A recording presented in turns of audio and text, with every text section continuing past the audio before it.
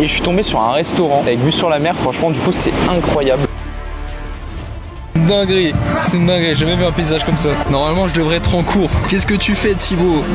Toutes ces choses-là que je mets en place au quotidien pour le faire sans me forcer en fait, juste parce que je kiffe ça. On a fait les courses, je suis revenu pour regarder le combat. Benoît Saint-Denis qui est en train de littéralement gagner. Poirier, ah ça fait plaisir.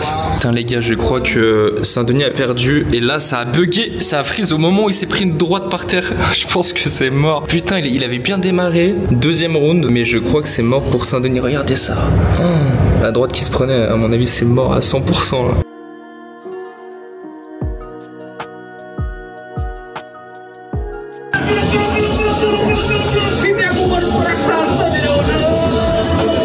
Je suis en train de tourner du contenu là, franchement on est pas mal. Je voulais aller vers la plage, pour trouver un coin sympa, je me suis dit faire du contenu vers la plage c'est vraiment stylé. Et je suis tombé sur un restaurant avec vue sur la mer, franchement du coup c'est incroyable. Là je suis en train de manger une petite pizza, il y avait 2 pizzas sur la carte. Je me suis dit bon, soit margarita, soit poulet. Margarita c'est un peu trop classique, bon on part sur l'autre. Mais sinon ouais la vue est très sympa quand même. J'ai fait 5 ou 6 reels pour l'instant, il m'en reste 4 parce que j'avais fait 10 scripts et ça rend super bien. Faut juste que le son suive, parce que vu qu'il y a beaucoup de bruit avec les vagues et tout là, Inch'Allah, j'espère que ça passe bien et que les gens m'entendent bien.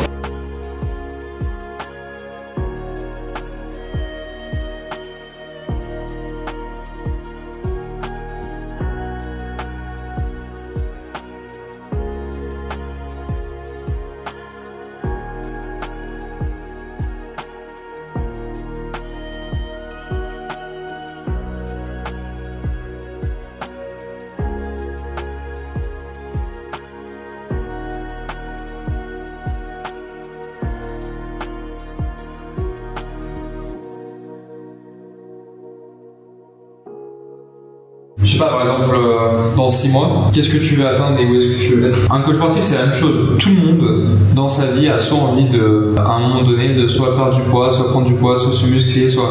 C'est-à-dire qu'en fait, en tant que coach sportif, tu peux cibler tout le monde.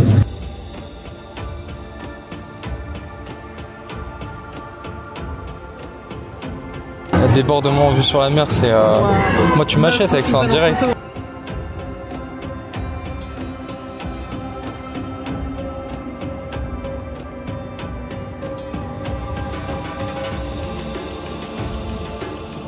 Les gars, j'ai jamais vu, j'avais vu un paysage aussi inspirant. On est à Savaya pour ceux qui connaissent, à Bali, et on avait un contact donc qui nous a fait rentrer en guest list et du coup on est posé, il nous a ramené à boire des cocktails et tout. Franchement c'est une dinguerie, j'ai jamais vu un paysage comme ça.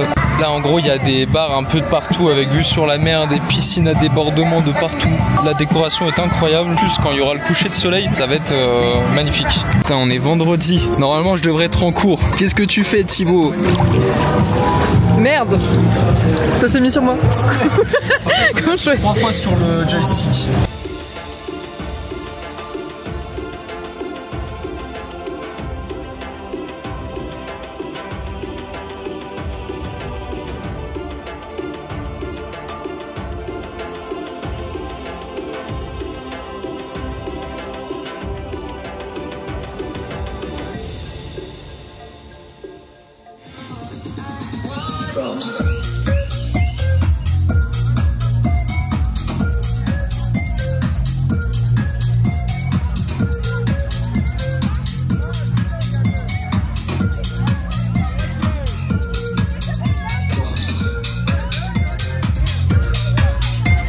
Bon, j'ai lancé ma stratégie de contenu sur Instagram, je suis en train de faire pas mal de tests, je suis en train de tester des reels et tout. Instagram est en train de littéralement dégommer ma visibilité, vu que j'étais très inactif, très irrégulier sur Instagram, généralement quand tu démarres une nouvelle stratégie de contenu, bah voilà, c'est un peu long et tout, donc je pense que ça ira mieux dans plusieurs mois. Donc là je suis en train de tester pas mal de choses, je suis en train de tester des concepts, voir ce qui marche le mieux, mais là le plus important ça va être surtout le fait d'être régulier. Les gars, vraiment soyez réguliers sur la stratégie de contenu, sur tous vos réseaux sociaux, c'est tellement important quand je vois que c'est pas la qualité qui qui prime, c'est à quel point t'es régulier. Donc on verra ce que ça donne. J'ai fait des reels facecam, j'ai fait des reels où j'alterne des rushs, des facecam, des voix off. On verra ce que ça va donner, mais le but c'est vraiment d'être régulier. Je vais essayer de poster une fois tous les 2 jours. Sur YouTube, je vais essayer de poster une fois toutes les semaines. Là, je commence à avoir un bon rythme, donc on va essayer de tenir. Je viens d'apercevoir que j'ai dit je vais essayer de tenir. En vrai, du moment où une personne dit ça, en vrai, elle va jamais tenir. Donc en fait, c'est pour ça que j'essaie d'adapter un peu mes stratégies. J'essaie de faire en sorte que dans les stratégies que j'utilise, donc quand je crée du contenu sur Instagram, quand je crée du contenu sur YouTube, j'essaie de faire en sorte que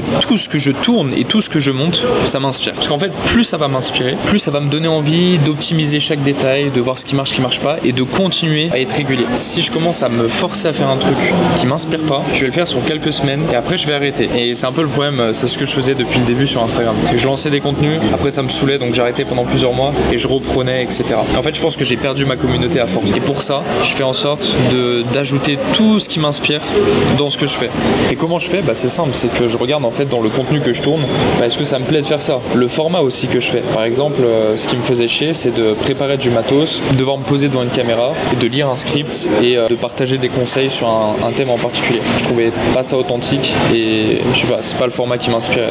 Alors que là, par exemple, je fais des vlogs. D'ailleurs, j'ai changé de caméra. Pareil, j'ai investi dans une caméra qui est très simple à utiliser et à transporter. Comme ça que je sais que j'aurai beaucoup plus de facilité à prendre des plans plutôt que de sortir une grosse caméra de ton sac et devoir tout installer pour prendre un rush de 5 secondes. Donc c'est toutes ces choses-là que je mets en place au quotidien pour le faire sans me forcer en fait, juste parce que je kiffe ça. C'est la première fois que je vois une araignée aussi grosse, ça se voit pas trop sur la caméra.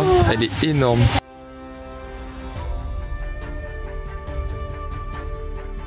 Ça c'est le cimetière Afriki. Parce qu'à Bali, chaque village, chaque cimetière, c'est comme j'ai expliqué, c'est héritage de village.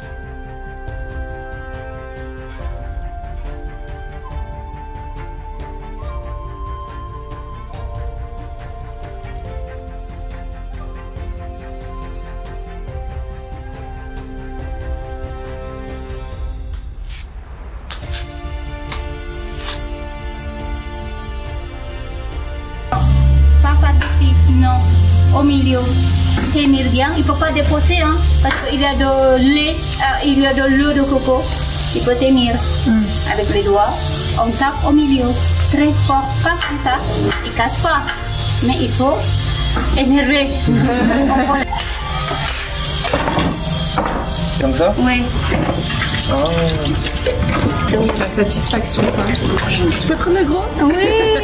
Après, on va faire le lait de coco.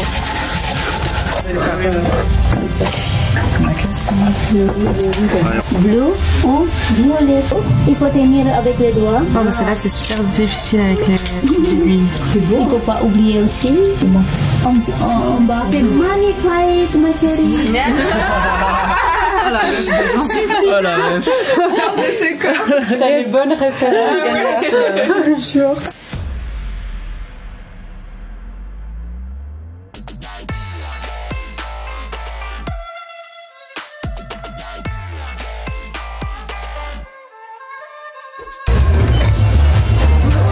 T'es mal la taille de la carte. C'est un délire.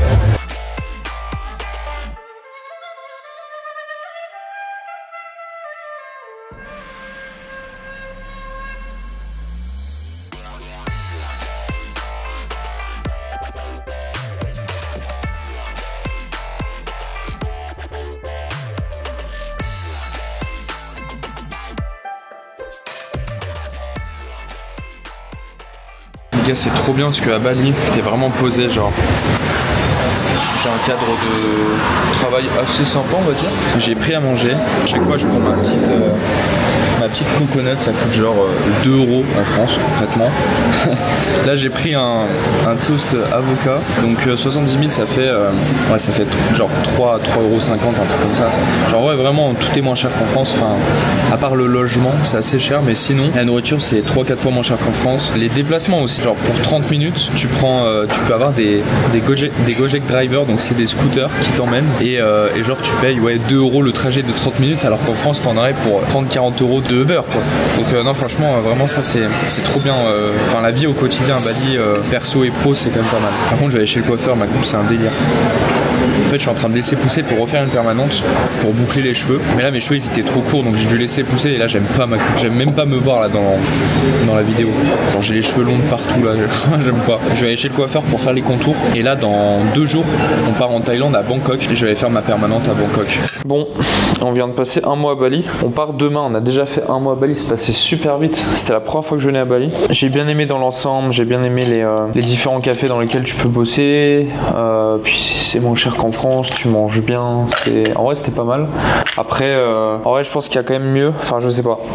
C'est la première fois que je venais à Bali. Et je pense que moi, j'avais vraiment une énergie genre citadin à vouloir aller dans les villes et tout. Donc, je pense que Bangkok, je kifferais plus. Après, on verra. Hein.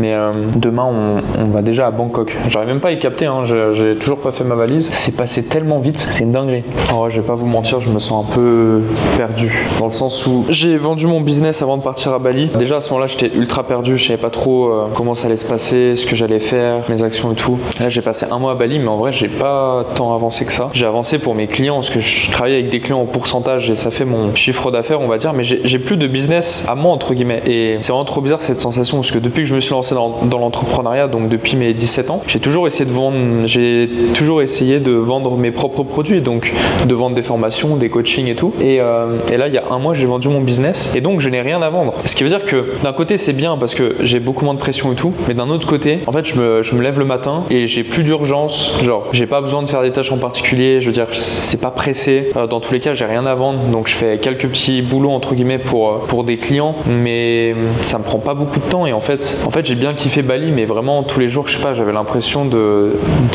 stagner, de faire quelques petits trucs histoire de dire. Pareil, j'ai essayé de relancer du contenu sur les réseaux sociaux, mais pour l'instant, je sais même pas où je vais avec ça. Clairement, pour l'instant, je sais même pas pourquoi je suis en train de me filmer là, parce que je me dis que ça fait des vlogs, c'est cool, et ça me fait du contenu pour YouTube, peut-être pour Insta et tout. Mais en fait, j'ai même pas d'objectif à travers cette vidéo, c'est-à-dire que c'est même pas dans un but de, je sais pas, genre développer ma communauté, mais pourquoi? Là, je suis dans un flou. Si je pouvais vivre uniquement de ma passion et de faire que de la boxe, je ferais de la boxe tous les jours et je parlerais plus sur les réseaux, je ferais plus de contenu. Pas que ça m'énerve et que ça me saoule de faire du contenu, parce que c'est une tâche que j'apprécie, mais en fait, là, j'ai plus d'objectif clair. Ouais, j'ai pas d'objectif clair comme si j'avais mon propre business, quoi. Donc, je sais pas trop où je vais, quoi. Je fais du contenu parce que je me dis que ça va me servir sur le long terme. Mais vraiment, c'est compliqué en fait de faire des tâches quand t'as même pas d'objectif derrière. Ça donne pas forcément de motivation, t'es pas pressé. En plus, t'es à Bali, donc à Bali, tu peux te dire bon, bah, je profite, je vais à la plage et tout. Donc en fait, ouais, j'ai avancé, mais je sais toujours pas où je vais. En fait, j'avais un plan de base quand j'ai quitté ma boîte, c'est que j'ai vendu mes parts. C'était de me dire, je vais pour avoir une sécurité financière, je vais travailler pour 2-3 clients où j'ai pas besoin d'en parler sur les réseaux. Donc ce que je suis en train de faire actuellement. Et pour me relancer dans un business, je m'étais dit bah, je vais créer du contenu et avec les retours des gens, je vais bien voir en fait où ça me mène, ce qui me plaît le plus et tout. Sauf qu'en fait, ce que je remarque, c'est que j'ai commencé à créer du contenu depuis 2 semaines et en fait, ce que je poste sur Instagram et YouTube, bah ouais, ça plaît, mais je pas de. En fait, c'est pas ça qui m'aide dans le sens où je fais du contenu, ça plaît aux gens, mais ça m'aide pas plus en. Putain, il y a le chien qui aboie. Donc je fais du contenu, ça plaît aux gens sur Instagram, YouTube. Le premier vlog sur YouTube a très bien marché, le premier épisode. Mais moi personnellement, ça m'aide pas forcément plus à y voir plus clair sur où est-ce que je veux aller en fait avec ça. Vraiment. J'ai un plan clair dans ma tête sur la boxe, mais en fait mes 2 valeurs hautes en fait dans la vie pour l'instant, enfin en tout cas en ce moment, c'est vraiment la boxe anglaise, me perfectionner et me performer dans la boxe anglaise. Et 2, c'est le business. Et le truc, c'est que la boxe anglaise, c'est très clair de mon côté. C'est juste que j'ai une vision très long terme avec la boxe et que les projets que j'ai, ça va se faire sur les prochains mois, les prochaines années. Mais là maintenant, j'aimerais aussi, en fait, je peux pas me lever tous les jours et juste me dire bah je vais faire un entraînement de boxe. Genre ça m'intéresse pas en fait. Donc j'ai besoin de trouver, je sais pas, une activité de business. Et en fait, de l'autre côté, j'ai un blocage qui me dit Thibaut, tu sais qu'à tes débuts, l'erreur principale que tu as fait qui t'empêchait d'avoir des résultats, c'est de te lancer dans plein de business. Donc en fait, j'ai pas envie de refaire la même erreur, de me lancer dans un business juste par opportunité. Donc en fait, j'essaye de trouver le business qui me passionne le plus. Et en fait, je sais pas comment faire. Je sais pas comment faire. Ça y est, on part de Bali.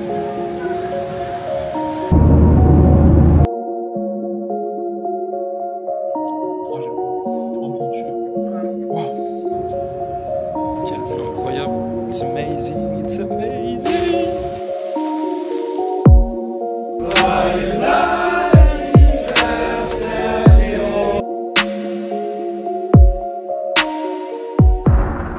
Quelle dinguerie hier. On a fait l'anniversaire de Théophile Hélier. Je pense que pour la plupart vous connaissez si vous êtes dans le business en ligne. Personne qui était présente savent ce qui s'est passé. Je peux pas rentrer dans les détails. Franchement, c'est juste incroyable. L'énergie de la ville, le réseau que tu peux te faire, les personnes que tu rencontres, les soirées, tout. J'adore, j'adore, j'adore.